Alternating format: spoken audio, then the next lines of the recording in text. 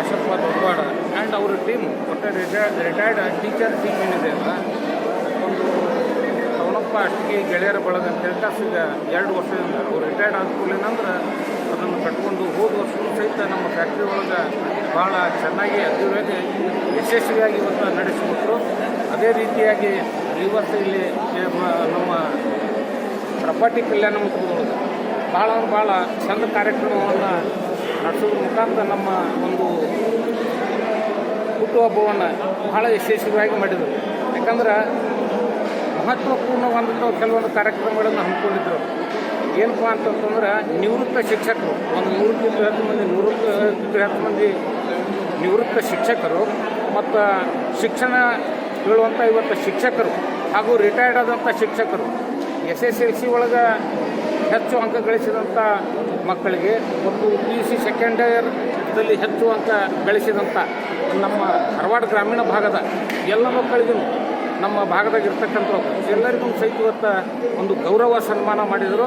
ಇದರ ಜೊತೆಗೆ ನಮ್ಮ ಭಾಗದ ಹಿರಿಯ ನಾಗರಿಕರಿಗೆ ಸುಮಾರು 85-90 ವರ್ಷ ಮೀರಿದಂಥ ಕೆಲವೊಂದು ಹಿರಿಯ ನಾಗರಿಕರಿಗೂ ಸಹಿತ ಇವತ್ತು ಇಲ್ಲಿ ಸನ್ಮಾನ ಮಾಡುವುದರ ಮುಖಾಂತರ ಸುಮಾರು 300ಕ್ಕಿಂತಲೂ ಹೆಚ್ಚು ಇವತ್ತು ಇಲ್ಲಿ ಸನ್ಮಾನ ಮಾಡುವುದರ ಮುಖಾಂತರ ನನ್ನ ಒಂದು ಹುಟ್ಟುಹಬ್ಬಕ್ಕೆ ಒಂದು ವಿಶೇಷವಾದಂಥ ಒಂದು ಕಳೆಯನ್ನು ತಂದುಕೊಟ್ಟಂಥ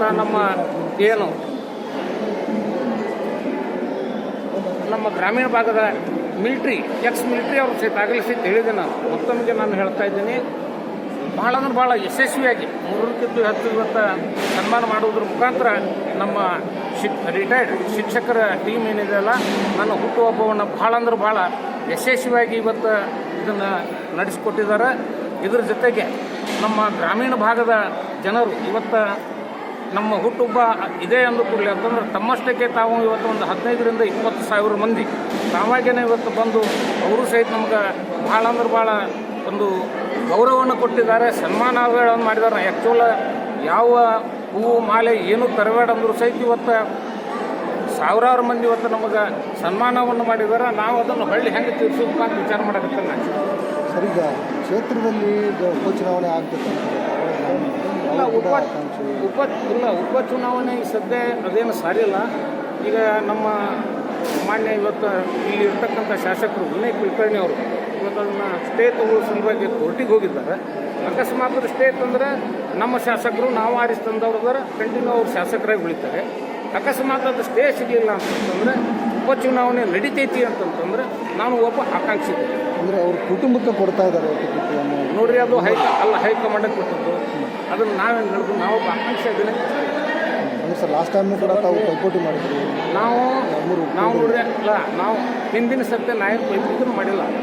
ಒಂದು ವಿನಯ್ ಕುಲಕರ್ಣಿ ಅವರ ಒಂದು ಮನವಿ ಮೇರೆಗೆ ಅವರು ನನಗೆ ಕಾಂಗ್ರೆಸ್ ಪಕ್ಷಕ್ಕೆ ಬರ್ರಿ ಅಂತ 2-3 ತಿಂಗಳಿಂದ 2023ರಾಗ ನನಗೆ ಕೇಳ್ತಾ ಇದ್ದರು.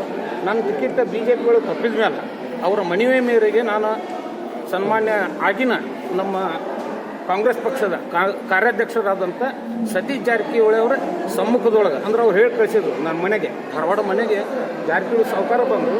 ಅವರು ನನಗೆ ಕಾಂಗ್ರೆಸ್ ಪಕ್ಷಕ್ಕೆ ಸೇರ್ಪಡೆ ಮಾಡ್ಕೊಂಡು ಆ ಟೈಮ್ದೊಳಗೆ ನಾವು ಸಾವುಕಾರ ಒಂದೇ ಮಾತಾಡಿದ್ರು, ನೋಡಿರಿ ನಮ್ಮ ಕ್ಯಾಂಡಿಡೇಟ್ ಇವತ್ತು ಕ್ಷೇತ್ರ ಬಿಟ್ಟು ಹೊರಗಿದೆ, ಧಾರವಾಡ ಜಿಲ್ಲೆಯೊಳಗೆ ಎಂಟ್ರಿ ಇಲ್ಲ, ನೀನೇ ನಿಂತ ಮಾಡಬೇಕು ಅಷ್ಟೇ ಅಂತೇಳಿ ನಮ್ಮ ಸತೀಶ್ ಸಾವುಕಾರ ಒಳಗೆ ನಮ್ಗೆ ಆದೇಶವನ್ನು ಮಾಡಿದರು. ಅದ್ರ ಪ್ರಕಾರ ಪ್ರಾಮಾಣಿಕವಾಗಿ ನಾವು ಇವತ್ತು ನಮ್ಮ ಕಾಂಗ್ರೆಸ್ ಪಕ್ಷದ ವಿನಯ್ ಕುಲಕರ್ಣಿ ಅವ್ರನ್ನ ಗೆಲುವಿನ ಒಳಗೆ ಭಾಳ ಮಂದಿ ದುಡ್ದಾರೆ. ಅದರೊಳಗೆ ನಮ್ಮದು ಪಾತ್ರ ಸಹಿತ ಆ ಟೈಮ್ ಒಂದು ವೇಳೆ ಸರ್